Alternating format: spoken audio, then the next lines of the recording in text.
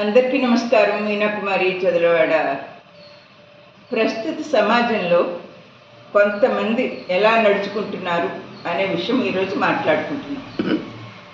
ఈ సమాజంలో ఆధ్యాత్మిక విద్య నేర్చుకునే వారి సంఖ్య తగ్గిపోతుంది. విచ్చలవిడితనాన్ని తిరగడానికి నేటి యువత ఇష్టపడుతున్నారు. పెద్దల మాట కొందరు పిల్లలైతే పట్టించుకోవట్లేదు. అసత్యాలు పలుకుతూ జీవితాన్ని సంఘ విద్రోహ చర్యలు పాల్గొనటానికి తయారవుతున్నారు.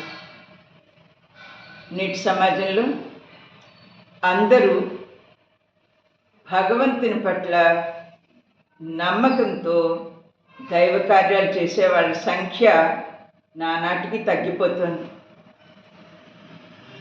కాబట్టి దీని ప్రభావం ఏంటంటే ఇది కలియుగం.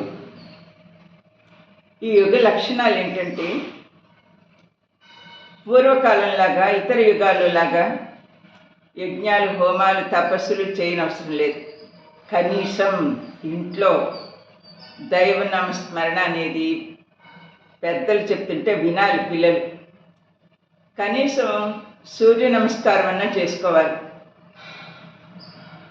ఎందుకంటే కలిపురుషుడు సంచరిస్తున్నారు కనుక.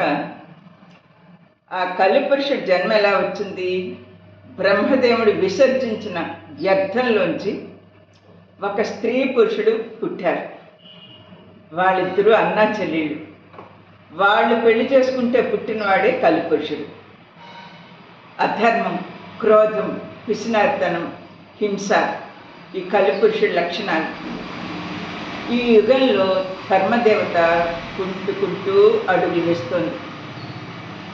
అయినప్పటికీ ఇలాంటి లక్షణాలు యుగంలో జరుగుతున్నప్పటికీ బ్రహ్మదేవుడు కలిపురుషుడికి ఒక విషయం గట్టిగా చెప్పాడు. ఏ ఇంట్లో అయితే దేవుడి ముందు దీపం వెలిగించి భగవద్భక్తితో ఉంటారో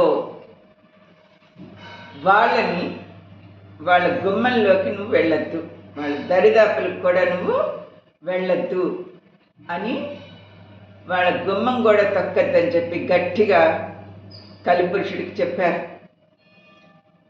ఉన్నంతలో ఇతరులకు సహాయం చేస్తారు, భగవద్భక్తి కలిగి ఉంటారు, వాళ్ళని కలిపురుషుడు బాధించడు. ఈ పాపాలు చేసేవారు ఎక్కువ కాలం బతుకుతున్నారు. నేటి యుగ లక్షణం దోచుకునేవాళ్ళు ప్రభువులవుతున్నారు. పాపాలు చేసేవారు ఎక్కువ కాలం బ్రతుకుతున్నారు. ఇదంతా ఈ లక్షణం. ప్రకృతి కూడా ఋతు ధర్మాలు పాటించట్ల. 2 సార్లు వేసవి వస్తున్నట్టుగా ఉంది. వేడి అధికమైపోతుంది.